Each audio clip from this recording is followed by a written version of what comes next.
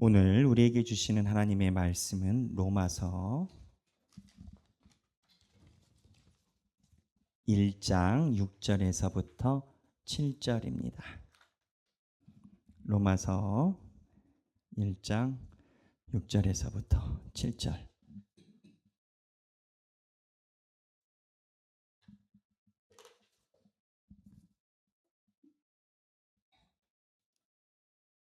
다 같이 하나님의 말씀을 한 목소리로 봉독하시겠습니다.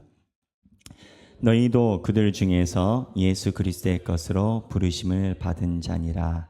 로마에서 하나님의 사랑하심을 받고 성도로 부르심을 받은 모든 자에게 하나님 우리 아버지와 주 예수 그리스도로부터 은혜와 평강이 있기를 원하노라. 아멘. 이 말씀은 살아계신 하나님의 말씀입니다. 여러분, 사람이 죽으면 어떻게 되는지 궁금하지 않으십니까? 사실은 사람이 죽고 나서 어떻게 되는지에 대한 궁금증은 사람이면 다 가지고 있을 겁니다. 왜냐하면 사람이 태어나서 자기 주변에서 사랑하는 분들이 별세하시는 것을 경험하거나 보지 못한 사람은 아무도 없기 때문입니다. 그러면 돌아가시는 것은, 별세하시는 것은 우리가 아는데 그 다음은 어떻게 될까요? 사실 성경은 이 뒷부분의 목적지를 이미 얘기를 하고 있어요. 예수 그리스도를 주라 믿는 자에게 영원한 생명이 주어진다라고 하는데, 거기 목적지와 여기 사이에 가는 중간의 길에 대한 궁금증은 많은 사람들이 오래전부터 가지고 있습니다. 그래서 우리가 가지고 있는 신조 중에 하나인 웨스트민스터 교리에도, 도르트 신주에도 이에 관련된 여정을 기록을 해놨어요. 이제 여정이니까 사람이 죽고 난 후에 어떻게 되는지. 저는 신학을 공부를 했잖아요. 그리고 이런 하나님의 길에 대한 공부가 저의 전공이었지 않겠습니까? 지금도 전공이고, 이 신조를 가지고 그 절차를 알고 있는 상태에서 희한한 책을 제가 만났습니다. 뭐냐면 사후생이라는 책인데, 엘리자베스 퀴블러로스, 제가 가끔 소개했었던 유명한 박사님이십니다. 이분은 이제 별세하셨는데, 이분은 미국 뉴욕 맨하탄 주립병원에서 정신과 의사로 일했었고, 시카고 대학병원에서도 일하셨었던 현직, 이제 돌아가셨으니까 전직 의사 선생님이십니다. 근데 하나님을 믿는 분이고, 이 분이 하나님의 은혜로 의학적으로 사람이 죽고 나서 어떠한 과정의 절차에 들어가는지 연구를 오랫동안 했어요. 그리고 그거에 대해서 망라해서 이 책을 30년 전에 썼는데 세계적인 베스트셀러고 지금도 학계에서나 일반 업계에서 많이 보고 있는 책입니다. 근데 이 책에 의하면 아주 구체적으로 기술이 되어 있습니다. 이거를 어떻게 아느냐?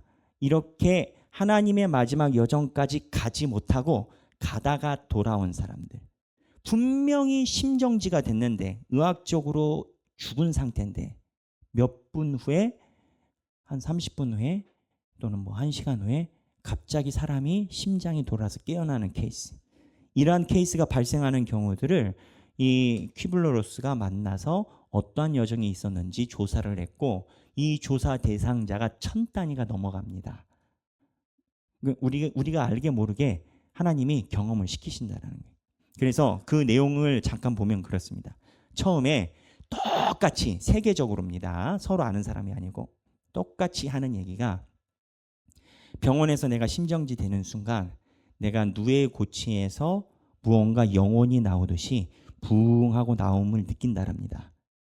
그리고 수술실이면 수술실, 수술 받다가 별세하시면, 아니면 병원이면 병원, 자기의 시신을 보고 자기 주변에서 일하고 있는 의사 선생님을 본답니다. 그리고 느껴진답니다. 수술실에서 돌아가신 분들은 의사 선생님이 침상 위에 올라와서 CPR을 한다든지 마지막 노력하는 모습을 다 본답니다. 그리고 소리도 들린답니다. 그래서 이 퀴블러로스가 하는 얘기가, 내가 사랑하는 분이 의식을 잊어버리고 별세하셨다 하더라도 사랑한다는 고백을 그 순간에 하는 것이 실제적으로 전달이 된다라고 얘기를 해요. 왜냐하면 그 경험을 하신 분들이 자기들이 그 자리에서 본 거예요. 이렇게 보면 역설적으로 우리는 재벌이 아니어서 복 받은 거예요. 재벌집은 아버님 별세하시면은 지분 가지고 바로 토론 들어간다. 보면 얼마나 속상하겠어요. 예수 믿는 게 복이라니까요. 그래서 죄송합니다. 자본이 많으신 분들에게 제가 신뢰를 했습니다만 저희 집만 생각을 했네요. 줄 게 없어가지고. 네. 여하튼 처음에 이렇게 일어나서 그 상황을 본답니다. 보고 나서 모든 감각을 느끼고, 그리고 이때는 시간이라는 것이 정지되어 있고 시간이라는 것 자체가 존재하지 않기 때문에 순간적으로 그 다음 단계로 이동하기 전까지 자기가 사랑하는 사람에게 마지막으로 인사를 하는 경우가 있다라는 겁니다. 제가 군대에서 훈련 받을 때 제 동기입니다. 제가 양구에서 훈련을 받았는데 거기는 지금은 고속도로가 나가지고 빨리 갔지만 서울에서도 제가 근무할 때만 해도 5시간 6시간이 걸렸거든요. 길이 꼬불꼬불해가지고 강원도로. 근데 훈련 받는데 제 친구 하나가 이제 제가 신학생이니까 저한테 얘기를 한 거예요. 일어났는데 조교가 불러서 옷을 입어라 라고 휴가를 보내줬고, 휴가로 갔을 때 아버지가 돌아가신 것을 알고 왔는데 저한테 그러는 거예요. 관물대, 그러니까 자기가 누워있는 침상 위에서 아버지가 자기에게 인사를 하더라라는 거예요. 그래서 꿈이 희한하다 하고 깼는데 아버지가 돌아가셨다는 거예요. 근데 이게 우리 주변에도 가끔 있지만 이게 두 번째 단계로 넘어가기 전에 퀴블로로스 말에 의하면 임사체험을 경험한 자들이 똑같이 일어나는 현상인데, 그때 시간과 공간을 떠나 있기 때문에 자기가 원하는 사랑하는 사람을 만나는 기회가 간혹 일어난다는 거예요. 실제적으로. 그리고 나서 두 번째 단계로 쑥 들어가면 이 두 번째 단계 터널과 같은 통로를 지나간답니다. 저는 지금 제 얘기하는 게 아니고 의사 선생님이 하는 얘기하는 거예요. 근데 제가 이 책만 가지고 얘기를 한 게 아니라 얼마 전 설교했었던 이분 알렉산더라는 분은 살아계세요. 이분은 하버드 의대 교수님이세요. 하버드 의대 교수님이고 하버드 대학에서 지금 환자들을 치료하고 계셔요. 이분은 소아병동에 계셨던 걸로 봐서 소아과 선생님인 것 같아요. 근데 통로 같은 터널을 지나갈 때 이미 사람이 몸에서 나와서 누에고치에서 떠나왔을 때 굉장한 자유함을 느낀답니다. 무슨 내용이냐? 내 육체에서 내 몸이 떨어져 나왔을 때 누에고치에서 나온 것 같은 건데, 쉽게 얘기를 하면 이 사람은 평생 눈이 멀어서 맹인이어서 색을 본 적이 없어요. 근데 누에고치와 같은 시신에서 나왔을 때 시력이 회복이 되고 모든 육감이 회복되는 것을 증언을 한다는 겁니다. 이걸 어떻게 하느냐? 다시 돌아왔을 때 색감에 대해서 이야기를 할 때 색감을 정확하게 얘기하더라라는 거예요. 그러니까 태어나서 색을 본 적이 없는 사람, 장애인, 살다가 다리가 잘린 사람, 또는 충격받은 사람, 이 사람들이 육체에서 나와서 영적인 상태를 냈을 때 모든 것이 에테르 상태라고 표현하는데, 이분은 의사 선생님이니까 이제 그렇게 표현을 했던 것 같아요. 제가 에테르가 뭔지 모르겠습니다만 그 상태로 들어간 걸로 추정을 하면서 모든 것이 회복이 된다라는 겁니다. 이게 우리가 갈 길이에요. 갈 길. 그런데 이 상태에서 회복이 됐을 때 터널 같은 통로를 쑥 지나가는데 두 분 다 똑같은 증언을 해요. 표현 방식이 다르지. 터널 같은 통로를 쭉 지나가는데 통로를 지나갈 때 이 인간 사회에서 있었던 모든 것이 다 기억이 난답니다. 그리고 그 터널을 지나갈 때 자기를 인도하는, 처음에 죽음에 다다랐을 때는 자기가 정말 사랑하던 분이 또는 존경하던 분이 앞에서 기다리고 맞아준답니다. 그분을 통해서 이동을 하는데, 그때 퀴블로로스가 무슨 얘기를 하냐면 동행하는 수호천사를 그때 알아본다라는 겁니다.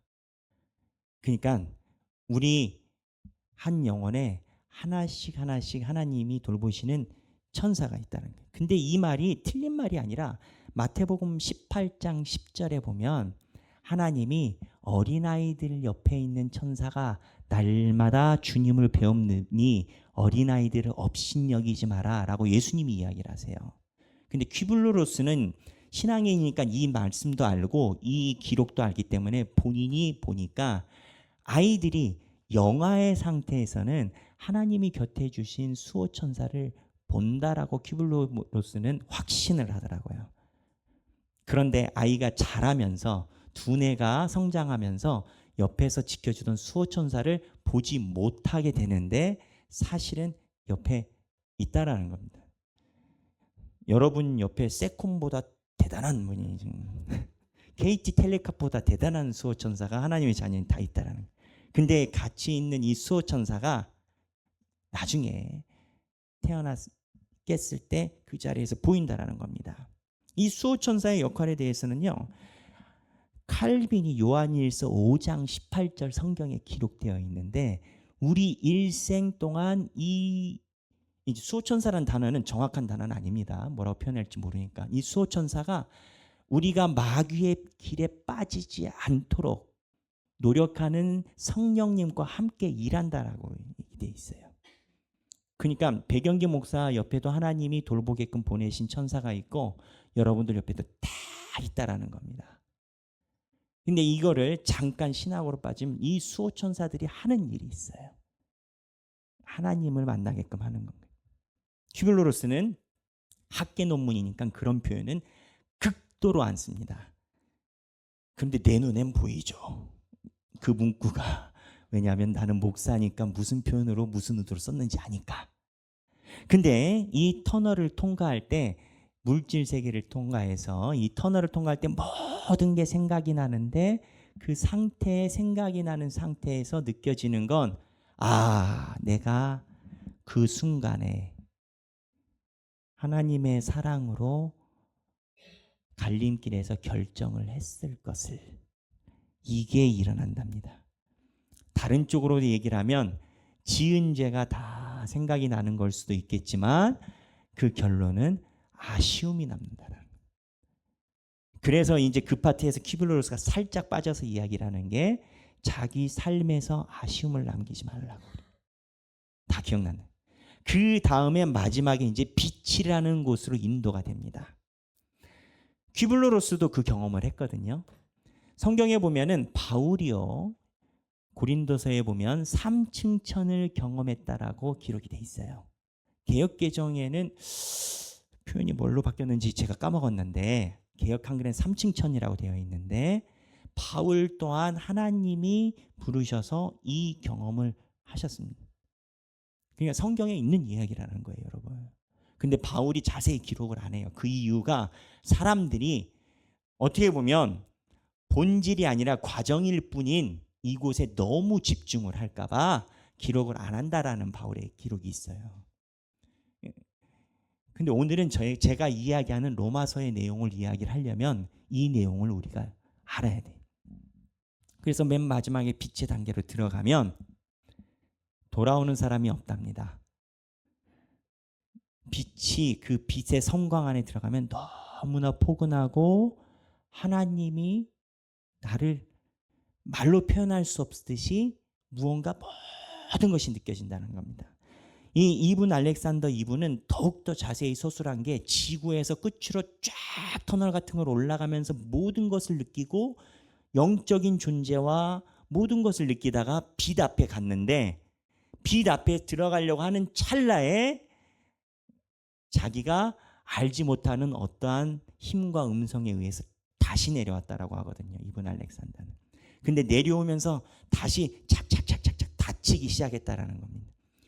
죽음으로 인해서 열렸던 게 근데 이 평안하고 행복한 감이 너무 좋았다라는 겁니다. 이분 알렉산더도 신앙인이에요. 퀴블로로스도 신앙인이에요. 두 분이 아마 만나지 못했을 겁니다. 나이 차이가 있으니까. 이분은 2000년도에 돌아가셨으니까. 근데 너무 좋았다라는 거예요. 그래서 하나하나 다치면서 나중에 다시 깨어났을 때 자기가 경험한 것을 말로 표현하는 게 너무 힘들더라는 거예요. 그러더니 하나씩 하나씩 그때 느꼈던 끝자락이 사라지더라는 거예요. 감각이 우리 육체에 들어왔으니까. 이게 성경이나 웨스턴민스턴에 있는 우리 신앙인들의 여정에 보면 마지막 빛의 단계가 하나님이 영벌과 영원을 가르는 마지막 단계로 저는 봅니다. 요한계시록에도요. 나중에 저와 신앙생활 하시다 보면 요한계시록도 우리 교단의 정통 신학에 의해서 배우실 건데, 요한계시록에 보면 사람이 별세하고 나서 이 터널의 공간에 대한 기록이 있습니다. 중간에 의식을 가지고 있는 기간이 있습니다. 근데 여기서 하나님의 마지막 심판대로 넘어가서 영원한 천국으로 갑니다. 제가 이 얘기를 하는 이유는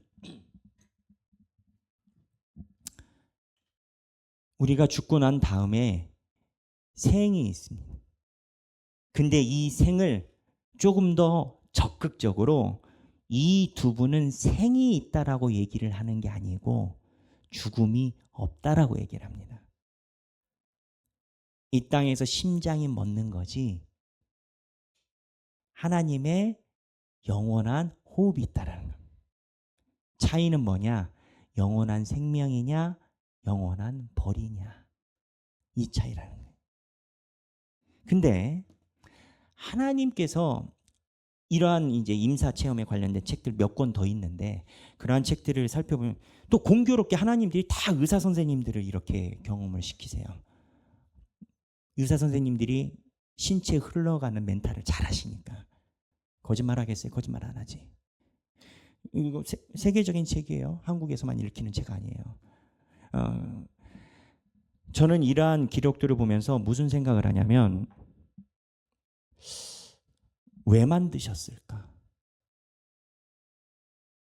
여러분은 어렸을 때 어느 집에 딸로 아들로 태어나서 힘든 계절을 보냈을 분도 있겠고, 젊은 사람들은 모르는 보릿고개를 경험하셨던 세대도 있을 것이고, 삶에서 아이를 키우면서 재정적인 문제와 거기에서 오는 답답함, 때로는 남들에게 이야기하기 어려운 인생의 그늘이 다 있을 수 있단 말이에요. 근데 하나님이 이렇게 데려가실 거면 왜 만드셨을까? 여러분은 그 이유를 뭐로 보십니까? 근데 하나님이 우리를 만드신 이유를 성경에서 이야기해놨어요. 마태복음 25장 34절 보겠습니다. 마태복음, 오늘은 성경을 저와 함께 많이 보시게 될 겁니다. 44페이지입니다. 신약 성경 44페이지. 예, 방송팀이 준비를 하셨네요. 44페이지. 성경 찾으실 수 있는 분은 성경 찾으시는 것을 추천드리고, 혹시 준비가 안 되신 분은 성경 본문 다 함께 읽겠습니다. 시작. 그때 임금이 그 오른편에 있는 자들에게 이르시되, 내 아버지께 복받을 자들이여, 나와 창세로부터 너희를 위하여 예비된 나라를 상속받으라. 질문, 여기서 아버지는 누굽니까? 하나님. 그러면 질문, 나라는, 아버지의 나라는 어디입니까? 우주 만물입니다. 우주 만물. 뭘 받으라고요? 상속. 우리가 드라마에 나오는 재벌집 상속자, 상속녀예요. 하나님이 우리를 만드신 이유는, 하나님이 아까 이 두 분이 경험한 거에 의하면 우주 공간에서 많은 생명체를 느낀답니다. 생명체를 느낀대요. 근데 그 생명체들과 우리가 다름을 느낀대. 성서적인 거예요. 왜 다른 줄 아십니까? 인간은 창조물 중에 유일하게 하나님의 형상을 닮게 만들어졌어요. 근데 그 형상을 닮았다는 게 뭐냐? 그 중에 하나가 하나님이 주신 자유의지. 자유의지가 뭐냐? 우리가 생각하고 판단하는 거예요. 그래서 하나님이 우리를 만든 이유가 뭐냐? 그 이유는 하나님이 우리를 동물처럼 창조한 게 아니라 정말 아들과 딸로 낳으신 거예요. 만드신 거예요. 그럼 낳아서 뭐 하려고? 집 사고 차 사고 그러시려고? 아니요. 하나님이 통치하시는 우주 만물을 사랑하는 우리들에게 상속하시려고 우리를 낳으셨다는 거예요. 저는 이 본문 보면서 언제나 찌릿찌릿합니다. 이 땅에서 누리는 그게 아니라 하나님의 우주 공간의 신존재 밑에 우리가 상속자가 된다. 이래서 우리를 만들었다는 거예요. 그런데 하나님이 만들어 놓고 그냥 놓는 게 아니에요. 에베소서 1장 4절 보겠습니다. 에베소서 1장 4절 310페이지입니다. 제가 가진 성경은 310페이지인데 개역개정 성경이 대부분 페이지가 동일하니까 310페이지 찾으시면 되겠습니다. 1장 4절 5절 제가 읽겠습니다. 곧 창세 전에 그리스도 안에서 우리를 택하사 우리로 사랑 안에서 그 앞에 거룩하고 흠이 없게 하시려고 그 기쁘신 뜻대로 우리를 예정하사 예수 그리스도로 말미암아 자기의 아들들이 되게 하셨으니, 여기 아들들이라는 표현이 다른 현대 번역에서는 자녀들이라고 바뀌었습니다. 남자와 여자를 다 포함해서. 하나님이 우주를 만드시고 하나님의 자녀를 만드셨는데 이 자녀를 애초부터 하나님의 자녀로 택해 놓으셨다라는, 근데 이 택해 놓으셨다라는 게 언제 전부터냐면 창세 전부터. 창세 전이면 아담과 하와가 사고치기 전입니다. 그러니 우리는 아담과 하와의 에덴 동산 사건이 굉장히 원망스럽지만 아담과 하와가 그 일을 하지 않아도 우리가 아마 이러한 삶의 패턴은 있었을 수 있지 않을까 저는 생각을 해요. 왜? 하나님이 창세전부터 계획을 가지고 있으니까. 하나님이 창세전부터 우리를 계획을 가지고 또 히브리서의 표현에 의하면 이 땅에 잠깐 생이 있는 이유가 우리가 하나님의 상속자로서 부족함이 없게 트레이닝을 시키려고 하시는 거예요. 훈련을. 그러면 이 땅에서 하나님이 원하시는 훈련이 뭐겠어요? 하나님의 입장에서 생각해 보세요. 우주를 만들었어요. 그리고 이 우주를 만들고 내 자녀들을 구별했어요. 내 자녀들을 구별해서 우주 만들기 전부터 준비를 했는데 이 자녀를 잠깐 지구에 보내. 지구에 보내는 이유가 뭐냐? 내 상속자로 키우려고 보내는 거예요. 나를 꼭 닮았기 때문에 얘가 자유의지가 있어요. 자기가 선택할 게 있어요. 오른쪽으로 갈 수도 있고 왼쪽으로 갈 수도 있어요. 그런데 지구에다 놨어요. 얘가 여기서 100년 좀 살다가 와야 돼. 올 때 하나님이 기대하는 이 땅에서의 부르시는 이유가 있어요. 그게 뭐겠어요? 하나님의 음성을 듣는 거예요. 교회 문을 여는 게 아니라 하나님의 음성을 듣는 거예요. 내 삶이 나이를 먹어갈수록 주님의 음성이 삶의 우선순위가 되는 거예요. 자기가 가지고 있는 자유의지로 이 땅에서 하나님의 음성을 듣는 훈련이 돼야 상속받죠. 이 땅에서 그렇게 살지 않아 놓고서는 하나님 나라에 간들 되겠습니까? 하나님이 이 땅에서 목적은 하나님의 부르심에 귀 기울이게 하는 거예요. 창세기, 출애굽기, 레위기, 민수기 모든 성경이 똑같이 이야기하는 게 있어요. 내 주의 하나님이 너의 아버지고 너의 삶의 가장 우선순위이고 세상의 어떤 것과도 하나님을 바꿀 수가 없다. 이게 성경이 얘기를 하는 거예요. 그러니까 여기에 위기가 있습니다. 제가 지난주 1부 때 이야기했었던 지지난주 얘기인데 어느 목사님이 방송에 나와서 이 얘기 하시더라고요. 여러분, 미국 같은 경우는 레스토랑이 많으니까 여러분이 멕시칸 스페니쉬 레스토랑 간다고 스페니쉬 됩니까? 여러분이 미국 사람이니까 코리안 푸드 한식점 레스토랑 많이 간다고 한국 사람 됩니까? 착각하지 마십시오. 문 많이 연다고 예수 믿는 사람 안 됩니다. 교회 오래 다녔다고 예수 믿는 사람 안 됩니다. 제 얘기 아닙니다. 예수를 믿는다는 것은 무엇이냐? 날마다 하나님의 음성에 귀 기울이는 겁니다. 저희가 구원론 강의를 지금 화요일마다 하고 있어요. 저는 너무 은혜돼요. 이거를 또 제가 알고 익혔던 것과 가르치려고 하니까 또 공부의 질과 양이 달라지더라고요. 근데 구원론에서 이야기를 하는 것은 제 얘기 아니에요. 김재윤 박사님 포함해서 모든 목회자가 하는 소리 다 예수 믿고 구원받았다가 마치 영화 티켓처럼 들고 내가 세례받았으니 천국 간다 이게 아니라 날마다 하나님을 바라보고 하나님의 음성에 귀 기울이는 삶의 비중이 늘어나는 것이다. 제대로 예수를 믿으면 이 삶의 비중이 안 늘어날 수가 없다라는 거예요. 거꾸로 예수를 믿는다는 건 뭐냐? 하나님의 음성에 귀 기울이고 내 삶을 그 앞에다 갖다 놓는 거예요. 그런데 다른 거 계산할 게 뭐가 그리 많습니까? 돈, 명예, 위치, 지위. 우리가 우리의 삶에서 하나님을 보고 하나님의 여정을 살펴보니까 안 보이지. 여러분이 하나님이라고 상상을 하고 위에서 아래를 보세요. 하나님이 이 땅에서 원하시는 것은 하나님의 음성에 귀 기울이는 거예요. 요한복음 보겠습니다. 요한복음 10장 25절에서 27절. 요한복음 10장 163페이지 되겠습니다.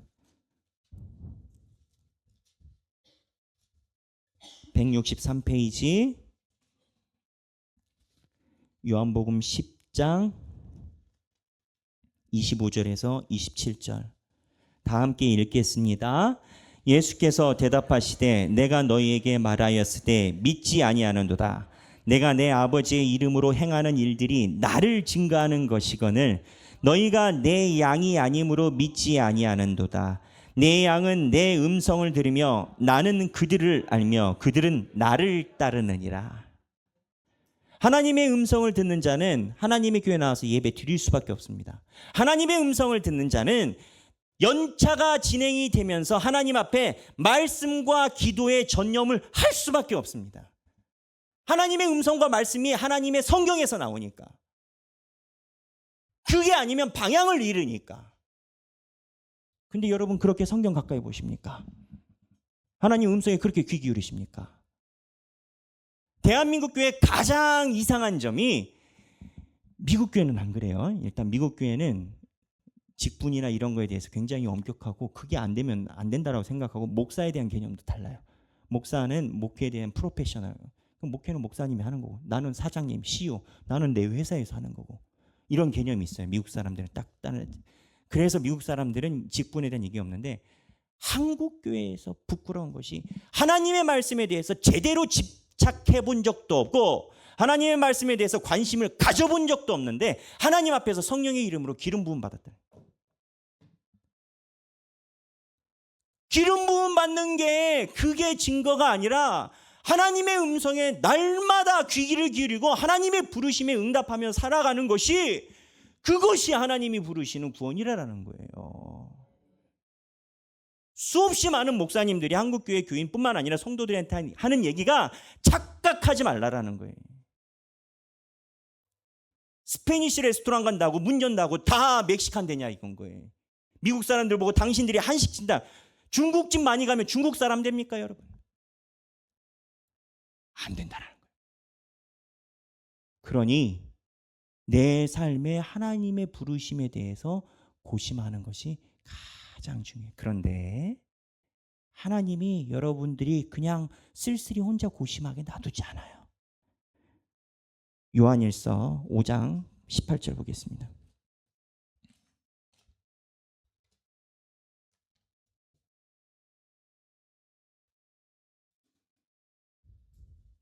요한일서 393페이지입니다. 네, 좀 짧은 성경이어서 찾기 어려우실 텐데 393페이지 5장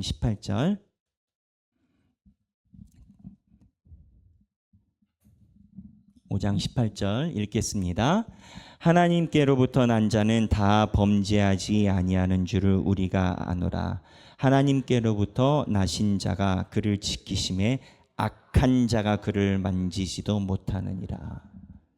하나님께서 우리를 지켜주신다라는 거예요. 무슨 얘기냐? 칼빈은 그런 얘기를 해요. 칼빈은 마귀가 우리를 해치지 못하게 하나님께서 지키게 하시고, 그리고 신자가 죄에 빠질 수 있지만 죄 가운데 행하지는 못한다라는 거예요. 우리가 이 삶에서 하나님께 부끄러운 삶을 살 수는 있지만 거기에 뿌리는 내리지는 못한다라는 거예요. 하나님이 그거를 밑둥을 지키신다라는 거예요. 내가 하나님의 교회를 섬기면서 신앙생활인 것처럼 하지만 둥둥둥 떠있는 뿌리 없는 사람으로 마귀의 죄 가운데 또는 유혹성에 거할 수 있지만 뿌리는 내리지 못하게 하나님이 지키신다. 왜? 데려다가 뿌리 내리게 하실 거니까. 죄보다 하나님의 은혜가 더 크다라는 로마서에. 오늘 로마서 1장에 보면, 오늘 성경 본문 띄워주시기 바랍니다. 오늘 성경 보면 바울이 이렇게 얘기를 해요. 너희도 그들 중에서 예수 그리스도의 것으로 부르심을 받은 자니라. 부르심이 한번 나와요. 7절에 로마에서 하나님의 사랑하심을 받고 성도로 부르심을 받은 자. 에베소서에 의하면 하나님이 창세전에서 자녀로 계획하십니다. 칼빈의 견인교리에 의하면 하나님이 주시는 믿음, 부르심을 받지 않은 자는 하나님의 교회에 나올 수가 없습니다. 왜? 믿음이라는 것이 인간이 만들 수 있는 속성이 아니고 신이 줘야만 가능한 겁니다. 내가 우연히 하나님의 교회에 나왔다? 아니요. 그 상황과 여건을 하나님이 열고 오게끔 만드시고 인도하신 거라는 겁니다. 하나님은 여러분을 부르셨어요. 근데 여러분이 양의 목자의 음성을 들을지 안 들을지는 우리 판단입니다.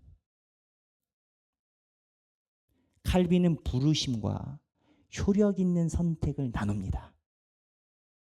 하나님이 부르셨지만 하나님의 부르심에 응답하지 않는 경우도 있다라고 칼빈은 지적을 합니다. 사랑하는 우리 하길교회 성도 여러분, 하나님이 나를 부르셨다라는 이 마음이 삶을 살아가는데 얼마나 큰 기쁨인지 모릅니다. 왜냐고요? 내가 하나님이 정말 나를 사랑하셔서 이 땅에 나를 향한 계획이 있으시다는 것을 가지고 내 삶의 자리를 보면 용기가 납니다. 마르크스가 얘기했어요. 종교는 아편이라고. 민중들을 몽매하게 만든다고. 그래서 공산당이 종교를 싫어하는 건데, 제가 지금 이야기하는 게 아편이 아닙니다. 이 땅을 소홀하게 하자라는 게 아니에요. 하나님의 소명을 생각하면 이 땅에서 바람이 불어도 비가 와도 눈물이 나도 통곡 소리가 나도 하나님이 나를 사랑하시고 부르신 것을 내가 알기 때문에 거기에 영향을 받지 않는다라는 거예요. 예수 믿고 돈 다 잘 벌 것 같으면 예수 믿는 사람들이 다 재벌이어야죠. 하나님이 그것 때문에 부르신 거 아니에요. 자식들이 잘 되고 SK 가고 뭐 잘 되고 하나님이 그거 하려고 여러분들 교회 와가지고 예수 믿고 내가 복 준다고 그러고 부르신 줄 아세요? 하나님이 우리를 부르신 이유는 영원한, 아까 얘기했던 이 두 분이 얘기했던 실제 존재하는 세계에서 하나님의 자녀로 상속을 주고 싶은 건데, 이 땅에서 내 목소리에 귀 기울이는 양으로 살아봐라라고 우리를 이 땅에 생을 주신 거예요. 하나님이 우리에게 주신 생은 소명과 목적이 있습니다. 하나님의 소명과 목적이 다하는 날 우리는 불려갑니다. 거꾸로 우리가 숨을 쉬고 있는 이유는 하나님의 부르심과 하나님의 소명이 있기 때문에 살고 있는 거예요. 그게 이 땅을 아편으로 만드는 게 아니라 이 땅을 이겨내는 힘인 겁니다. 사람마다 하나님이 부르신 목적이 다릅니다. 저는 하길교회 설립하면서 더욱더 강하게 하나님 앞에 마음을 받은 게, 백목사, 교인들이 성경 어려워하네, 네가 최선을 다해서 풀어봐라. 저는 이 부르심 받. 저 엄청 노력해요, 여러분. 저 엄청 노력해요. 근데 어떻게 사람마다 부르심이 없겠습니까? 근데 그건 본인이 알아요. 하나님이 본인한테 얘기를 하니까. 사랑하는 모든 하객교회 성도 여러분이 하나님의 부르심에 응답하고 부르심 속에 살아가는 귀한 주님의 자녀들이 되시길 주님의 이름으로 축복합니다. 우리 찬양하길 원합니다. 아까 마지막에 불렀던 하나님의 부르심이라는 찬양입니다. 저는 이 찬양을 할 때마다 눈물이 나오려는 걸 몇 번이나 참는지 모르겠습니다. 이 가사가 하나님의 부르심에는 후회가 없네. 하나님이 부르셨으니까. 제가 저희 어머니한테 그랬어요. 제 아내가 저희 어머니한테 물어봤다고 하더라고요. 어머니, 오빠를 목사를 왜 만드셨냐. 근데 저도 몰랐어요. 저희 아버지도 고등학교 때 하나님 부르심 받아서 했는데 저희 어머니가 그랬다는 거예요. 야, 내가 만든 게 아니고 하나님이 부르시는데 어떡해. 저는 하나님이 이렇게 부르셨어요. 너무 감사해요. 제 사명이 끝나는 날 하나님이 데려가 주시면 좋겠어요. 근데 사명이 있는 동안엔 최선을 다하고 싶어요. 저만 그런 게 아니라 여러분들도 다 하나님의 부르심이 있어요. 그냥 이 자리에 앉아 있는 사람 없어요. 그리고 우리 교회는 더더욱 없는 게 우리 교회가 막 대단한 교회 아니잖아요. 건물이 의리번쩍한 교회도 아니잖아요. 하나님이 여러분을 부르신 그 소명을 깨달아 하나님의 부르심, 천국에서 또는 하나님의 나라에서 나를 향한 하나님의 애끓는 마음, 또 나를 이렇게 인도하려고 수호천사까지 붙이시고 성령까지 보내시고 얼마나 바쁘세요. 하나님의 사랑을 깨닫는 우리가 되길 바랍니다. 찬양하겠습니다.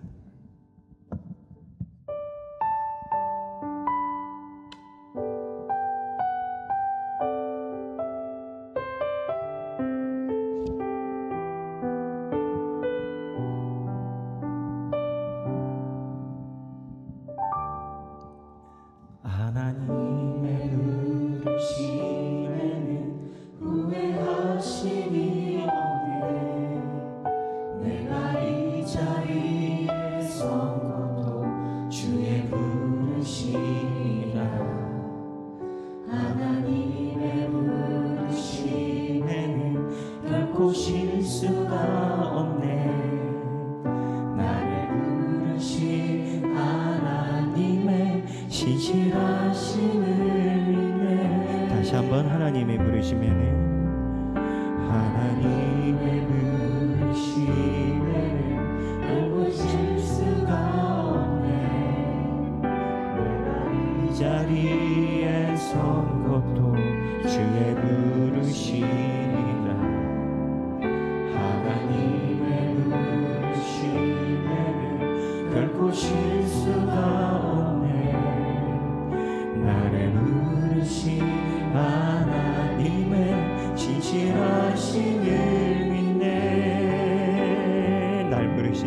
날 부르신 내 생각보다 크고 날 향한 계획 나의 지혜로 측량 못하나 가장 좋은 길로 가장 완전한 길로 오늘도 난 이끄심이네.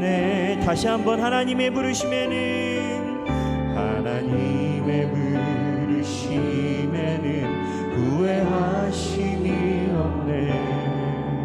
내가 이 자리에 선 것도 주의 부르심이라. 하나님의 부르심에는 결코 실수가 없네. 나를 부르신 하나님의 신실하심을 믿네. 날 부르신 뜻 내 생각보다 크고 날 지혜로 측량 못하나 가장 좋은 길로 가장 완전한 길로 오늘도 날 이끄심이네. 날 부르신 뜻 날 부르신 뜻 내 생각보다 크고 날 향한 계획 나의 지혜로 측량 못하나 가장 좋은 길로 가장 완전한 길로 오늘도 날 이끄심이네. 다시 한번 하나님의 부르심에는 하나님의 부르심에는 후회하심이 없네. 내가 이 자리에 선 것도 주의 부르심이다. 하나님의 부르심에는 결코 실수가 없네. 나를 부르신 하나님의 진실하심을 믿네. 날 부르신 뜻 내 생각보다 크고 날 향한 계획 나의 지혜로 측량 못하나 가장 좋은 길로 가장 완전한 길로 오늘도 날 이끄심이네. 우리 이 시간에 잠깐 기도하기로 합니다. 하나님 아버지, 내 삶이 너무 어렵습니다. 때로는 혼자인 것 같고 때로는 이 세상에서의 삶이 덧없고 때로는 원망스러울 때도 있었음을 고백합니다. 그러나 주님께서 하나님의 나라에서 우리에게 보내신 하나님의 부르심이 내 생각과 계획보다 더 크심을 믿게 하여 주옵소서. 믿음을 선물로 주옵소서. 우리 다 함께 우리의 삶을 놓고 기도하시겠습니다. 하나님 아버지, 주님, 우리가 주님 전에 모였습니다. 아버지, 주님, 우리가 주님 전에 모여 아버지의 음성과 돌보심을 간구하고 기도합니다. 아버지, 주님, 아버지께서 인도하여 주시고 우리의 삶을 통행하여 주사 하나님의 은혜 속에 우리의 삶이 주님의 부르심에 응답하는 삶이 되게 하여 주옵소서. 아버지여, 주님, 우리가 주님 전에 나옵니다. 하나님께서 부르셔서 주님 전에 나와 예배를 드릴 수 있게 하심에 감사합니다. 하나님, 세상에 있는 문제 속에서 파묻히는 우리의 삶이 아니라 하나님의 사랑하심과 부르심 속에서 나의 삶을 되돌아볼 수 있도록 하여 주옵소서. 내가 주님을 의지하오니 아버지의 음성과 부르심에 우리가 귀를 기울이오니 주님께서 역사하사 만져주사 하나님의 음성으로 우리의 삶을 인도하시고 동행하여 주옵소서. 제가 기도하겠습니다. 하나님 아버지, 주님의 부르심으로 우리의 삶이 서 있음을 고백합니다. 하나님 아버지, 우리가 눈에 보이는 육감이 아니라 동물적인 물질적인 육감을 넘어 하나님의 세계와 하나님의 살아계심을 우리가 고백합니다. 하나님, 우리의 고백이 우리 삶의 큰 근원이 되게 하여 주옵소서. 하나님께서 나를 사랑하셔서 이 땅에 보내셨고 홀로 두지 않으시고 하나님의 음성을 들으며 이 땅에서 살아가기를 원하는 주님의 음성에 귀 기울이게 하여 주옵소서. 우리가 가지고 있는 문제들이 가슴을 찌르고 때로는 고린도서에 나오는 사망에 쏘는 것이 나를 엄습함을 느낄 때도 있습니다. 하지만 이 사망에 쏘는 것이 어디 있느냐 라고 말했던 바울의 말처럼 하나님의 힘으로 이 땅에 발을 디디고 살아내가게 하여 주옵소서. 그냥 사는 게 아니라 하나님의 부르심을 이 땅에서 외치며 하나님의 자녀로, 아들로, 딸로 살아내게 하여 주옵소서. 그러한 마음으로 주님 앞에 예배를 드리는 성도들, 또한 주님 앞에 시간과 자리와 봉헌을 가지고 아버지 앞에 왔습니다. 주님 앞에 드리는 모든 시간, 열정, 재물, 모든 것에 하나님께서 기뻐 받아주시고 우리가 주님을 배웁는 그날 나의 아버지 되신 하나님께 사랑받고 칭찬받는 우리가 되게 하여 주옵소서. 여호와는 내게 복을 주시고 너를 지키시기를 원하며 여호와는 그의 얼굴을 내게 비추사 은혜 베푸시기를 원하며 여호와는 그 얼굴을 내게로 향하여 드사 평강 주시기를 원하노라. 아멘.